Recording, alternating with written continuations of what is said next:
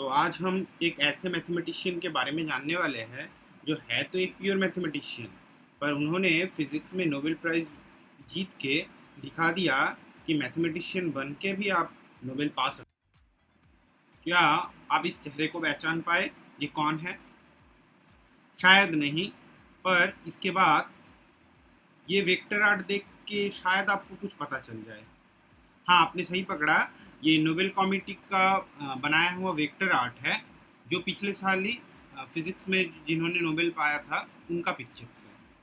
तो आप इतने देर तक तो ज़रूर पहचान चुके होंगे ये कौन है। ये कोई और नहीं, हमारे अपने चहीते एक प्योर मैथमेटिशियन और कॉस्मोलॉजिस्ट है। ये और कोई नहीं, सर रॉजर पेनरोज है।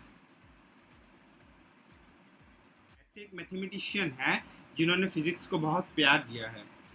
जब उन्होंने कैम्ब्रिज में as a PhD student join किया था, तब कैम्ब्रिज में एक हालात था कि वहाँ पे जो प्योर मैथमेटिशियंस थे वो कभी भी अप्लाइड मैथमेटिशियंस से बातें नहीं करते थे, और दूसरी तरफ अप्लाइड मैथमेटिशियंस भी प्योर मैथमेटिशियंस को उतना भाव नहीं देते थे, क्योंकि उन्हें उन्हें लगता था कि प्योर मैथमेटिक्स करके कोई फ़ायदा ही नहीं है। और दूसरी तरफ प्योर मैथमेटिशियंस को लगता था कि जो अप्लाइड मैथ है या फिर फिजिक्स भी है, वहाँ पे मैथमेटिकल रिगोर बहुत ही कम है। तो ऐसा एक दरार था दोनों सब्जेक्ट्स में। पर सर रॉजर पेनरोज ने आके ये दिखा दिया कि आप प्योर मैथमेटिक्स को पढ़ के भी उसे अप्लाइड मैथमेटिक्स में अच्छे से अप्लाई कर सकते हैं, और दोनों में कोई दरार रहने की कोई मीनिंग ही नहीं है। ठीक है, तो वो इसीलिए कम्युनिटी में इतने जाने माने एक नाम है। तो फिजिक्स और मैथमेटिक्स को छोड़ के भी उनका एक वाइड इंटरेस्ट था इस नेचर को जानने के लिए या फिर इस यूनिवर्स को समझने के लिए, और इसीलिए उन्होंने बाद में अपना इंटरेस्ट डेवलप किया हमारा जो कॉन्शसनेस है उसमें भी। इनफैक्ट उनका बहुत ही पॉपुलर आइडिया है कि हमारा जो कॉन्शसनेस है उसे शायद हम क्वांटम मैकेनिक्स से भी समझ पाए। और इसके ऊपर उन्होंने बहुत सारी किताबें भी लिखी हैं जो हम बाद में अगले स्लाइड्स में दिखाएंगे। सर रॉजर पेनरोज कॉलचेस्टर एसेक्स में जन्म हुए थे, और वो 1931 था, अगस्त का 8वां दिन था वो। और उनके मदर थे मार्गारेट लीड्स, और उनके फादर वो भी बहुत ही फेमस एक आदमी हैं जिनका नाम है लियोनेल पेनरोज। तो मैथमेटिशियंस उन्हें बहुत अच्छे से जानते हैं, पर एक्चुअली बाय प्रोफेशन वो एक डॉक्टर थे। तो उनका एक वाइड इंटरेस्ट था बोथ फिजिक्स, बोथ मैथमेटिक्स और मेडिकल साइंसेस में भी। ठीक है, और इसको छोड़ के भी उनका और एक इंटरेस्ट था चेस के पार्ट में। तो इन जनरल वो बाई प्रोफेशन साइकियाट्रिस्ट थे, वो जेनेटिसिस्ट भी थे, पीडियाट्रिशियन भी थे। तो बायोलॉजी उन्होंने बहुत अच्छे से पढ़ा था, मेडिसिन और मेडिकल फील्ड में भी उनका बहुत नाम था। पर उन्होंने parallelly by profession medical field को चूज़ करने के बाद भी मैथमेटिक्स में अपना वाइड इंटरेस्ट दिखाया, और बहुत से थ्योरम मैथमेटिक्स में उन्होंने प्रूव किए, और मैथमेटिक्स का बहुत ही नया नया जो एवेन्यूज था उन्हें एक्सप्लोर किया उन्होंने। इनमें से जो बहुत इंपॉर्टेंट पार्ट्स है वो है Penrose triangles, Penrose stairs, square root formula, Penrose vans of index. ठीक है, और बाद में ये जो पेनरोज स्टेयर्स है ये उन्होंने अपने बेटे के साथ, मतलब सर रॉजर पेनरोज के साथ पॉपुलराइज किया। इन्हें समटाइम्स हम इम्पॉसिबल फिगर्स भी बोलते हैं। जो आप देख सकते हैं, ये जो सीढ़ी है ये एक इम्पॉसिबल फिगर का एग्जाम्पल है। ठीक है, तो बाद में जस्ट एक फन फैक्ट मैं बता दूं कि अ, ये जो आइडिया है इम्पॉसिबल फिगर्स, इससे बाद में इंसेप्शन मूवी में भी यूज़ किया गया था, और इसका जो फैलेसी है वो वहाँ पे रिवील किया गया था। ठीक है, और इसको छोड़ के भी तो ये एक इम्पॉसिबल स्टेयर्स का और एक एग्जांपल है, आप देख सकते हैं। तो ये जो इम्पॉसिबल फिगर्स है या फिर इम्पॉसिबल स्टेयर्स है, इन्हें पेनरोज स्टेयर्स भी बोला जाता है, और ये लायनल पेनरोज और उनके बेटे सर रॉजर पेनरोज दोनों ने मिलकर पॉपुलराइज किया था। ये जो एक फिगर आप लास्ट में देख रहे हैं इसे भी इम्पॉसिबल ट्राइंगल बोला जाता है। और उसके बाद इस फिगर को देख के बाद में एस्चर ने अपना आर्ट वर्क भी बनाया था, जिसके बारे में हम फिर से आएंगे नेक्स्ट स्लाइड्स में। सर रॉजर पेनरोज के दो भाई थे और एक बहन थी। बहन का नाम था शार्ली हॉक्सन, और दो भाई थे ऑलिवर पेनरोज और जॉनथन पेनरोज। शर्ली हॉक्सन भी एक जेनेटिसिस्ट है और उन्होंने बहुत सारी किताबें भी लिखी है और ऑब्वियसली जेनेटिक्स में उन्होंने अपना इंटरेस्ट डेवलप किया था अपने पिताजी से। उनके जो ब्रदर थे जॉनथन पेनरोज, उन्होंने चेस को एज करियर संभाला था और ऑब्वियसली उन्होंने भी अपना जो पैशन है वो अपने पिताजी से पाया था। उनके पिताजी भी एक चेस थियोरिस्ट थे। जोनाथन ने 10 बार ब्रिटिश चेस चैंपियनशिप जीता है और 1960 में उन्होंने लीपजिग में हुआ चेस ओलंपियाड को जीता था। उस समय के जो टॉप प्लेयर थे मिखाइल ताल, उनको हरा के। उनका थोड़ा नर्व इश्यूज था और एक बार ऐसा भी हुआ था कि 1970s के ओलंपियाड में एक टेंस गेम में वो कोलैप्स हो चुके थे, पर बाद में उन्होंने फिर से रिकवर किया और बाद में और भी सारे बहुत खिताबें जिसमें उन्होंने जीते थे। और ऑलिवर पेनरोज एक फिजिसिस्ट है बाई प्रोफेशन, वो एक फिजिक्स प्रोफेसर है और इनफैक्ट उन्होंने कैम्ब्रिज में रॉजर पेनरोज से पहले दाखिला लिया था। सर रॉजर पेनरोज अपने एक इंटरव्यू में उन्होंने बोला था कि जब वो 12th में थे तब उनको सब्जेक्ट चूज करना था फिजिक्स, केमिस्ट्री, बायोलॉजी और मैथमेटिक्स में तीन, कोई भी तीन सा सब्जेक्ट। और उन्होंने जब अपने हेडमास्टर के पास इसके बारे में जानना चाहा तो उन्होंने साफ बोल दिया कि वो बायोलॉजी और मैथमेटिक्स दो एक साथ कभी नहीं पढ़ सकते। उनका बहुत ही इंटरेस्ट था कि वो बायोलॉजी भी पढ़े और मैथमेटिक्स भी पढ़े, क्योंकि आपको पता है उनके जो फादर थे वो थे तो एक डॉक्टर, पर उनका वाइड इंटरेस्ट था मैथमेटिक्स में। तो वो सर रॉजर पेनरोज के अंदर भी गया था और उन्होंने चाहा था कि वो बायोलॉजी और मैथमेटिक्स को पैरेलली पढ़ पाए, पर उनके हेडमास्टर ने उन्हें बता दिया कि वो बायोलॉजी और मैथमेटिक्स दो एक साथ कभी नहीं पढ़ सकते। और फाइनली उन्होंने डिसीजन लिया कि वो कभी भी मैथमेटिक्स को नहीं छोड़ सकते और इसीलिए उन्होंने बायोलॉजी को छोड़ दिया और फाइनली उनको चूज़ करना पड़ा मैथमेटिक्स, फिजिक्स और केमिस्ट्री। तो हमारे इंडिया में भी ये प्रॉब्लम बहुत प्रोमिनेंट है और बहुतों को ऐसा होता है कि मेडिकल लाइन में पढ़ने के लिए बायोलॉजी लेना पड़ता है, पर उनका कोई इंटरेस्ट नहीं रहता बायोलॉजी पढ़ने में। तो आप भी देख सकते हैं, अगर पेनरोज ने उस दिन मैथमेटिक्स छोड़ के बायोलॉजी लिया होता तो शायद वो आज एक डॉक्टर होते, शायद उन्हें हम डॉक्टर पेनरोज बोलते, पर वो एक नोबेल लॉरिएट पेनरोज आज नहीं बन पाते। तो अपने पैशन को फॉलो कीजिए और कोई भी सब्जेक्ट हो, मैथमेटिक्स हो, फिजिक्स हो, केमिस्ट्री हो, आर्ट्स का कोई भी सब्जेक्ट हो, ये मैटर नहीं करता कि आपने कितना फ्लरिश किया, ये मैटर करता है आपने अपने पैशन को फॉलो किया। तो रॉजर पेनरोज हमारे सामने एक आइडल है जिन्होंने दिखा दिया कि अ, अगर आप सही से अपना पैशन फॉलो करोगे, वो कोई भी सब्जेक्ट हो, तो आपको सक्सेस मिलेगा, ज़रूर मिलेगा। चलिए अब हम आ जाते हैं उनके थोड़े एकेडमिक करियर के ऊपर। तो उन्होंने बीएससी में मैथमेटिक्स लिया था और फर्स्ट क्लास में पास किया था।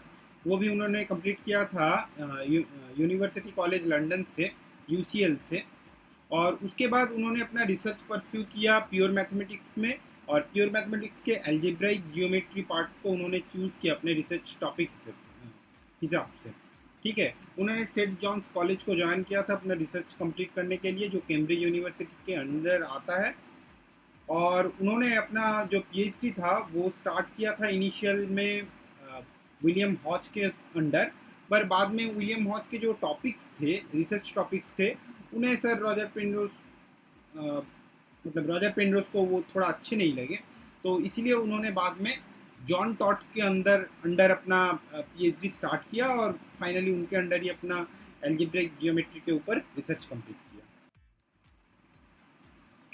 1957 में सर पेनरोज ने अपना पीएचडी कंप्लीट किया था और अपने पीएचडी के पहले साल में उन्होंने 3 कोर्सेस लिए थे फिजिक्स के ऊपर, जिसमें जिन कोर्सेस ने उन्हें फिजिक्स में इंटरेस्टेड किया था। उन्होंने अपने एक इंटरव्यू में खुद ही बोला था कि ये 3 कोर्सेस है हरमन बॉन्डी की जनरल रिलेटिविटी। तो ये जो पिक्चर आप देख रहे हैं ये हरमन बॉन्डी है, जो रिलेटिविटी और स्टेडी स्टेट मॉडल के एक जाने माने नाम है। ठीक है, हरमन बॉन्डी एक बहुत ही फेमस एक नाम है। और फिर उसके बाद पॉल डिराक को तो आप सभी जानते ही है। पॉल डिराक के जो क्वांटम मैकेनिक्स का कोर्स था वो सर पेनरोज को बहुत अच्छा लगा था। इनफैक्ट उन्होंने अपने इंटरव्यू में बोला था कि ये ब्यूटीफुल था और कम्प्लीटली डिफरेंट था क्वांटम मैकेनिक्स के अप्रोच में। उन्होंने ये भी बोला था कि जो डिराक का बुक है, डिराक क्लास में भी वही बुक से, वही किताब से पूरा पढ़ाते हैं, पर फिर भी सर पेनरोज को वो जो लेक्चर्स थे वो बहुत ही अच्छे लगे, और वो और दूसरे क्वांटम मैकेनिक्स के कोर्स के हिसाब से थोड़ा अलग भी था। और लास्टली स्टीन के पढ़ाए हुए टॉपिक्स, ट्यूरिंग मशीन्स और गॉडल थ्योरम, ये भी बहुत अट्रैक्टिव लगे सर पेनरोज को। आप दाईं तरफ देख सकते हैं स्टीन का जो किताब है वो भी बहुत ही पॉपुलर है, जो मैथमेटिकल लॉजिक इस नाम से पब्लिश्ड हुआ था। सर रॉजर पेनरोज के जो ब्रदर थे ऑलिवर पेनरोज, वो एक फिजिक्स के प्रोफेसर थे, और उनके जो दोस्त थे वो थे डेनिस शियामा। डेनिस शियामा ने ही पहले रॉजर पेनरोज को बहुत इन्फ्लुएंस किया कि वो फिजिक्स में आ जाए, फिजिक्स के टॉपिक्स के ऊपर रिसर्च करे। तो वो बहुत ही मतलब हेल्प हुआ सर रॉजर पेनरोज को फिजिक्स में आने में। तो उन्होंने ये भी बोला था कि Shyama was very influential on me. He taught me a great deal of physics, and the excitement of doing physics came through. He was that kind of person who conveyed the excitement of what was currently going on in physics. तो जो current research चल रहा था तब, quantum mechanics, relativity, उनका जो broader perspective था और उनका जो इम्पोर्टेंस था, वो डेनिस श्यामा ने हमारे रॉजर पेनरोज को बहुत समझाया, और फिर वो ग्रेजुअली फिजिक्स के तरफ शिफ्ट होने लगे, उनके तरफ काम करने शुरू किए, और उनका रिसर्च धीरे धीरे ग्रेविटी क्वांटम मैकेनिक्स में शिफ्ट होने लगा।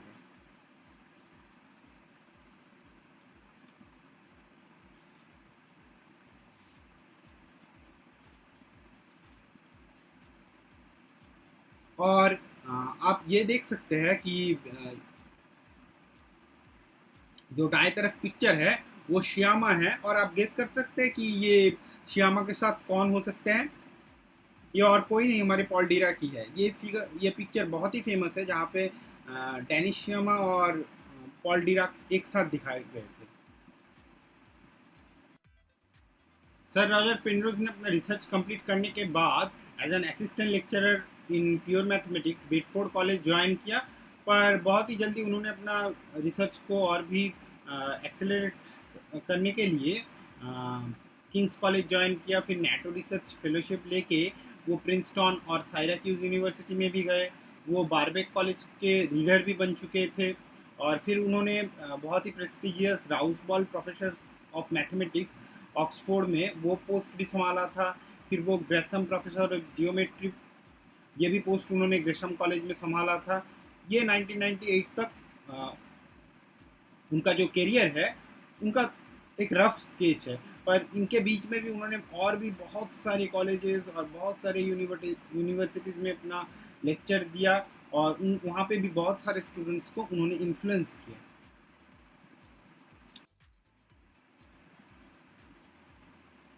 सर रॉजर पेनरोज ने 1959 में कॉस्मोलॉजी के ऊपर अपना फर्स्ट पेपर पब्लिश किया था, जिसका टाइटल था the apparent ship of relativistically moving sphere. और यहाँ पे उन्होंने पहली बार जनरल रिलेटिविटी के अंदर स्पिनोर अप्रोच को इंट्रोड्यूस किया था।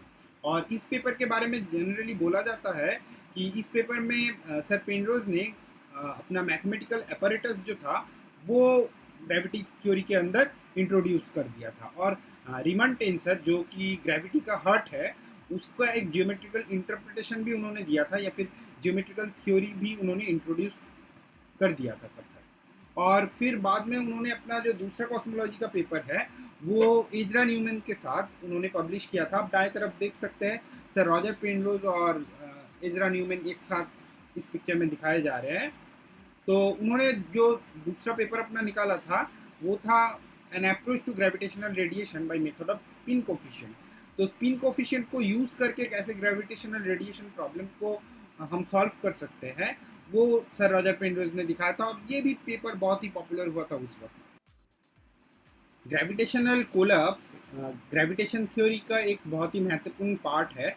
और ओपेनहाइमर एक साइंटिस्ट थे, और उनके जो स्टूडेंट स्नाइडर, वो दोनों मिल के पहली बार एक स्फेरिकली सिमेट्रिक ऑब्जेक्ट के लिए ग्रेविटेशनल कोलैप्स क्या हो सकता है, कैसे हो सकता है, ये स्टडी किया था। फिर उसके बाद कुछ रशियंस ने वो एसिमेट्रिक मास डिस्ट्रीब्यूशन के लिए कैसे ग्रेविटेशनल कोलैप्स हो सकता है या होगा भी या नहीं, इसके बारे में रिसर्च स्टार्ट किया था। तो वो एक purely general theory of relativity का अप्रोच था, और उसमें कोई न्यूनेस नहीं था, कोई न्यू फीचर्स नहीं था। पर सर पेनरोज ने आके टॉपोलॉजिकल मेथड्स इंट्रोड्यूस किया और existence of trapped surface use करके उन्होंने ये दिखा दिया कि ग्रेविटेशनल कोलैप्स में सिंगुलैरिटी आना मस्ट है। तो ये भी उन्हें बहुत पॉपुलैरिटी मिला इस थ्योरम के लिए उन्हें। और फाइनली आपको पता है जैसे 2020 में उन्होंने जो प्राय 55 इयर्स पहले प्रेडिक्शंस किए थे कि ब्लैक होल एग्जिस्ट करेगा ही करेगा हमारे यूनिवर्स में, उसके लिए उन्हें नोबेल भी मिल चुका है। तो ब्लैक होल के थ्योरी में रॉजर पेनरोज का बहुत ही महत्वपूर्ण योगदान है, और वहाँ पे बहुत सारे थ्योरी उन्होंने प्रूव किए जो सीमिंगली इम्पॉसिबल था प्रूव करना। ग्रेविटी के थ्योरी में बहुत सारे न्यू आइडियाज़ आने लगे थे, पर उनमें से जो ज़्यादा पॉपुलर हुआ था उस वक्त वो था सर रॉजर पेनरोज का ट्विस्टर थ्योरी। इस थ्योरी से उन्होंने रिलेटिविटी और क्वांटम थ्योरी को जोड़ना चाहा था, और उन्होंने बहुत अच्छे अच्छे कुछ डेरिवेशंस किए हैं इस ट्विस्टर थ्योरी में, जो बहुत ही माइंड ब्लोइंग है, बहुत ही ज़्यादा माइंड ब्लोइंग है। और इस ट्विस्टर थ्योरी ने भी उन्हें बहुत फेम ला के दिया था। ब्लैक होल थ्योरी में सर रॉजर पेनरोज का नाम सभी जानते हैं। तो उनका एक उन्होंने जब रिसर्च स्टार्ट किया था ब्लैक होल पे, आज से भी 30-40 साल 50 साल पहले, तब उन्होंने ये बोला था ब्लैक होल को स्टडी करने के वक्त कि मैं चाहूँगा कि ब्लैक होल को हमारा जो साइंस कम्युनिटी है वो सीरियसली ले ले थोड़ा, और कैसे हम बता सकते हैं कि इस इन ब्लैक होल को हम फुल्ली स्टडी किए बगैर ही ये बता दे कि इनका कोई इम्पोर्टेंट रोल ही नहीं है हम हमारे दुनिया में जो कुछ भी देख रहे हैं। तो ये मैंने उनका एक पॉपुलर कोट लिया है यहाँ पे, जो मैंने अभी बोला आपको। यहाँ पे उन्होंने बोला, I only wish to make a plea for black holes to be taken seriously and their consequences to be explored in full detail, for who is to say without careful study that they cannot play some important role in shaping of observed phenomena। तो आपको पता है मतलब वो तब से conscious थे black hole के बारे में जब हमारे साइंस कम्युनिटी में ब्लैक होल को इतना सीरियसली भी लिया नहीं जाता था। और फाइनली 2020 में उन्हें जो नोबेल मिला, वो नोबेल कमेटी ने ये लिखा था कि उन्हें नोबेल मिल रहा है इस बारे में, the discovery that black hole formation is a robust prediction of general theory of relativity। तो जनरल थ्योरी ऑफ रिलेटिविटी से कैसे ब्लैक होल आ सकता है और ये आना ही आना होगा, ये रॉजर पेनरोज ने पहले बता दिया था। तो जो सीमिंगली इम्पॉसिबल लगता है, जो समझने में हमें बहुत दिक्कत होती थी, रॉजर पेनरोज उसे बहुत इजीली समझ पाते थे। और आज ऐसा हो चुका है कि ब्लैक होल एक मैथमेटिकल ओडिटी नहीं है, एक मैथमेटिकल ऑब्जेक्ट या फिर मैथमेटिकल एग्जाजरेशन नहीं है, एक रियल लाइफ इनएविटेबिलिटी है। रियल लाइफ में ब्लैक होल को एग्जिस्ट करना ही पड़ेगा। सर रॉजर पेनरोज ने अपने टाइम में बहुत बहुत सारी किताब लिखे हैं। उनमें से एक पॉपुलर पहला उनका जो किताब था वो था द एम्परर्स न्यू माइंड, जो 1990 में आया था, पब्लिश हुआ था। इसके बारे में उन्होंने क्या बोला है, सम years ago I wrote a book called The Emperor's New Mind, and that book was describing a point of view I had about consciousness and why it was not something that comes about from complicated calculations। तो उन्होंने बोला है कि consciousness के बारे में हमारा जो विचार है वो सही नहीं है, इसे हमें और भी थोड़ा सीरियसली लेना होगा। और कॉन्शसनेस कोई मियर कैलकुलेशंस नहीं है या फिर कोई माइंड बॉगलिंग थ्योरी नहीं है, इसमें एक टच ऑफ रियलिटी है, और क्वांटम मैकेनिक्स हमें हेल्प कर सकता है शायद कॉन्शसनेस को समझने के लिए। और इस किताब के लिए उन्हें 1990s में साइंस बुक प्राइज़ का अवार्ड भी मिल चुका था। और इसके बाद उन्होंने इसका एक कंटिन्यूएशन करते हुए शैडो ऑफ माइंड ये किताब भी लिखा था, जिसका शॉर्ट टाइटल था अ search for missing science of consciousness. तो आपको समझ में आ रहा है कि वो सिर्फ ब्लैक होल थ्योरी या फिर मैथमेटिक्स में इंटरेस्टेड थे, ऐसा नहीं है। वो कॉन्शियसनेस थ्योरीज में भी बहुत ही इंटरेस्टेड थे, और ह्यूमन कॉन्शियसनेस कैसे आता है या फिर इन जनरल किसी का भी कॉन्शियसनेस कैसे आता है, इसके बारे में भी वो बहुत ही कंसर्न थे। और इनफैक्ट ये 1994 में पब्लिश्ड हुआ था, और इस किताब के लिए उसके बाद उनके साथ स्टीफन हॉकिंग का थोड़ा अनबन भी हुआ था। तो उस अनबन को लेके भी एक किताब निकाला गया है, वो है the nature of space time. और इस किताब को इन दोनों ने साइमल्टेनियसली लिखा था, मतलब दोनों मिलके लिखे थे, को ऑथर थे सर रॉजर पेनरोज और स्टीफन हॉकिंग, इन दोनों ने मिलके the nature of space time ये किताब लिखा था। 1994 में कैम्ब्रिज यूनिवर्सिटी के Isaac Newton institute of mathematical sciences में इन दोनों का डिबेट हुआ था, और यहाँ पे इन्होंने इन दोनों ने 3-3 लेक्चर्स दिए थे, और फाइनली एक आर्गुमेंट सेशन भी था, एक डिबेट सेशन भी था। और इस डिबेट सेशन में जो कुछ भी हुआ उसको ही इन दोनों ने the nature of space and time में लिखा है। और सर पेनरोज के तौर से हम देखें तो उन्होंने बोला है कि इनफैक्ट उन्होंने लिखा है अपनी किताब में कि जो स्टीफन हॉकिंग थे वो एक पॉजिटिविस्ट थे और मैं एक प्लेटोनिस्ट हूँ। पॉजिटिविज्म और प्लेटोनिज्म ये फिलोसॉफिकल थ्योरी के दो पार्ट है, जहाँ पे पॉजिटिविस्ट होता है आइडिया ऑफ नॉलेज के बारे में जो कंसर्न होता है, और प्लेटोनिस्ट होता है जो एक एब्स्ट्रैक्ट थिंग के ऊपर बिलीव करता है जो स्पेस और टाइम के परे है। ठीक है, पर फिर भी उन्होंने बोला कि मैं प्लेटोनिस्ट हो कि भी एक रियलिस्ट हूँ, और मैं कॉन्शसनेस और अदर थिंग्स को एज अ रियलिटी समझना चाहता हूँ। तो उन्होंने ये भी बोला था कि स्टीफन हॉकिंग और मेरा जो डिबेट है, आप उसे बोर और आइंस्टाइन के साथ, आइंस्टाइन में हुए वेव फंक्शंस के ऊपर जो डिबेट्स हुए थे उनके उसके साथ कंपेयर कर सकते हैं, जहाँ पे आइंस्टाइन ने बोला था कि वेव फंक्शंस होना नॉट नेसेसरी है, और बोर ने बोला था कि वेव फंक्शन को एग्जिस्ट करना है या नहीं ये हमें नहीं पता, पर इसके नॉलेज से हम फ्यूचर प्रेडिक्शंस कर सकते हैं। तो उन्होंने अपना ये जो डिबेट था स्टीफन हॉकिंस के साथ, इसको बोर और आइंस्टाइन के डिबेट के साथ भी तुलना किया है अपने इस किताब में। सर रॉजर पेनरोज को बहुत बहुत सारे प्राइजेस मिल चुके हैं, और उन्हें लिस्ट अप करने जाएंगे तो ये वीडियो ख़त्म नहीं होगा शायद। तो इसीलिए मैंने कुछ इम्पॉर्टेंट प्राइजेस को यहाँ पे लिस्ट अप किया है। इसमें से पहला है एडम प्राइज़, जो कैम्ब्रिज यूनिवर्सिटी से उन्हें मिला था, और उसके बाद बहुत ही इंपॉर्टेंट एक प्राइज़ है उल्फ फाउंडेशन प्राइज़। इस प्राइज़ को उन्होंने स्टीफन हॉकिंग के साथ शेयर किया था, और इस प्राइज़ को उन्हें मिला था यूनिवर्स के अच्छी तरीके से अंडरस्टैंडिंग के लिए। उसके बाद उन्हें डेनी हैनेमन प्राइज़ मिला है, उन्हें डिरैक मेडल भी मिल चुका है, उन्हें ब्रिटिश इंस्टीट्यूट ऑफ फिजिक्स से प्राइज़ मिल चुका है, मेडल मिल चुका है। इसको छोड़ के भी उन्हें एडिंगटन मेडल मिला है, आइंस्टाइन प्राइज़ मिल चुका है, और 1994 में उन्हें नाइटहुड उपाधि भी मिल चुका है, और इसीलिए हम उन्हें सर रॉजर पेनरोज बोलते हैं। और इसमें से एक प्राइज़ का मैं नाम और बोलना चाहूँगा, वो है डे मॉर्गन मेडल, जो उन्हें लंदन मैथमेटिकल सोसाइटी से मिला है 2004 में। और इसके अनाउंसमेंट में जो बोला गया था कि उन्हें इस मेडल को दिया जा रहा है उनका जो मेजर अंडरस्टैंडिंग है ब्लैक होल और उसके साथ साथ जनरल रिलेटिविटी, उसके लिए। ये इसको छोड़ के भी उनका जो ट्विस्टेड थ्योरी है उसको भी उन्होंने एक्नोलेज किया था लंदन मैथमेटिकल सोसाइटी में। और उसके पास पास उनका जो टाइलिंग ऑफ द प्लेन है, एपीरियोडिक सॉल्यूशंस जो होता है, वो भी बहुत पॉपुलर है। और इनफैक्ट उनका ये टाइलिंग ऑफ द प्लेन, इसको क्वाजी क्रिस्टल थ्योरी में भी यूज़ किया जाता है। तो आप समझ सकते हैं कि सर रॉजर पेनरोज का जो वर्क है वो कितना वेरियस टॉपिक्स में विस्तृत है। और फिर उसके बाद उन्हें रॉयल सोसाइटी से कुपले मेडल भी मिल चुका है।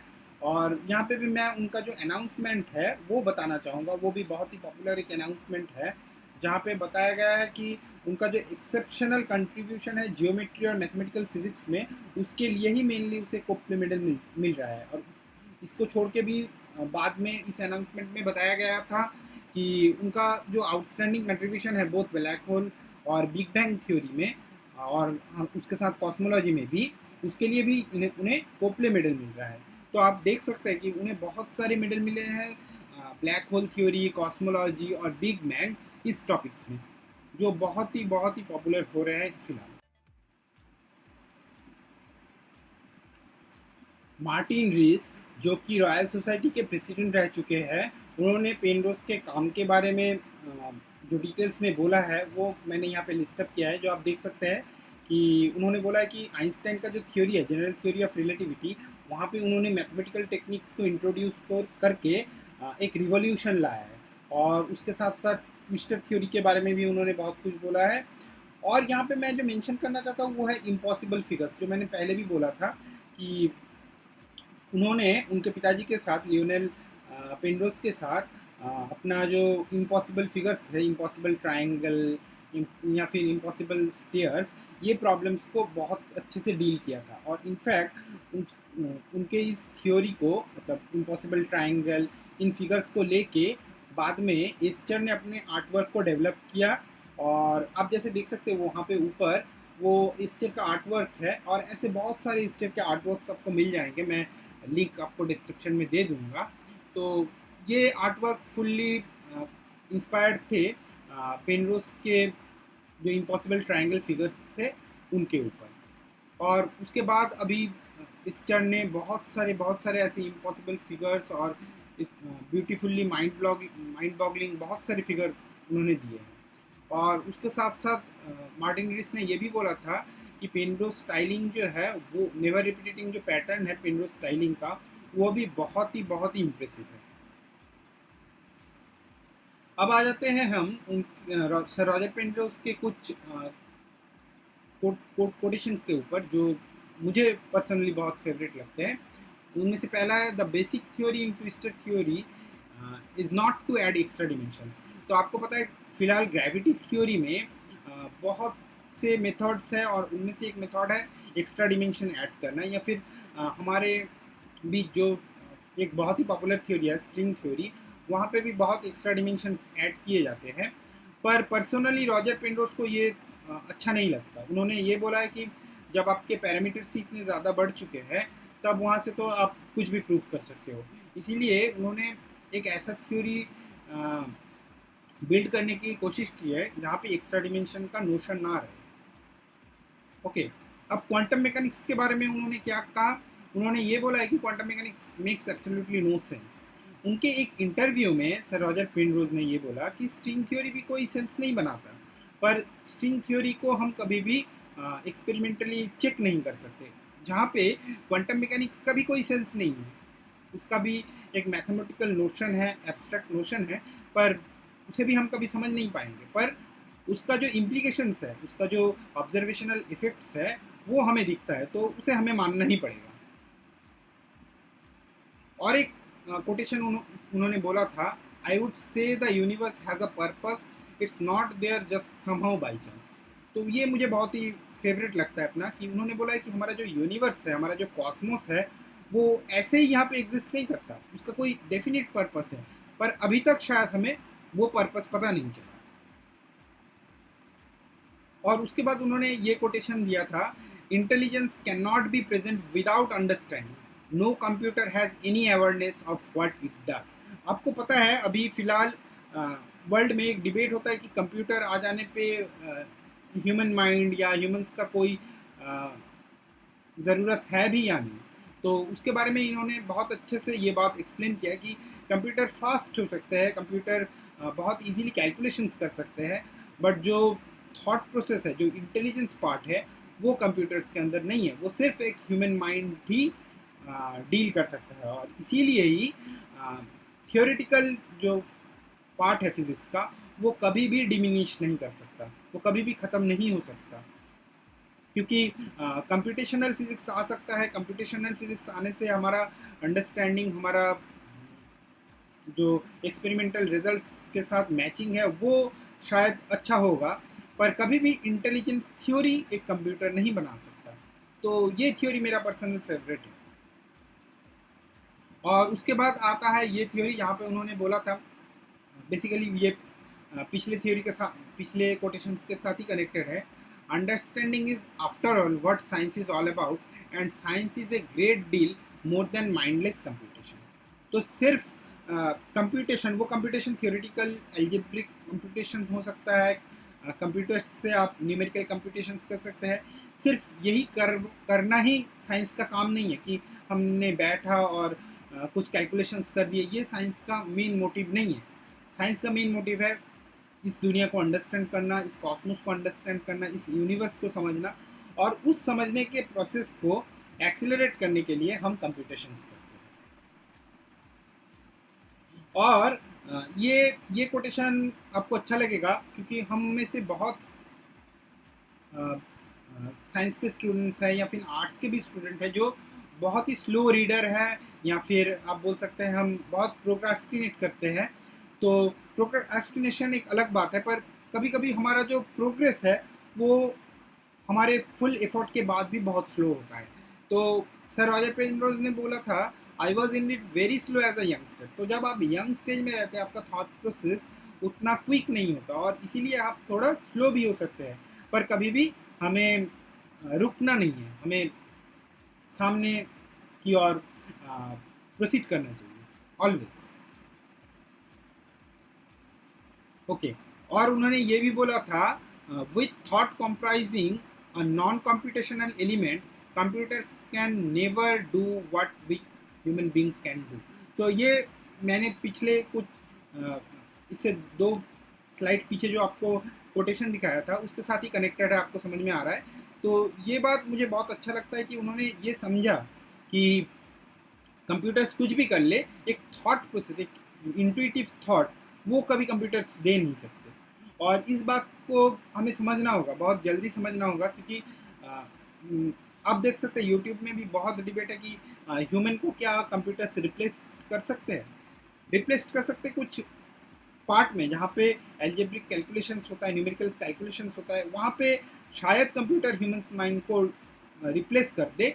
पर जो ओरिजिनल थॉट प्रोसेस है वहाँ पे कभी भी एक कंप्यूटर एक ह्यूमन माइंड को रिप्लेस नहीं कर सकता। और इसीलिए सर रॉजर पेनरोज के जैसे बहुत सारे साइंटिस्ट हमें मिलेंगे, हमें मिले हैं, और अभी भी वो जीवित है।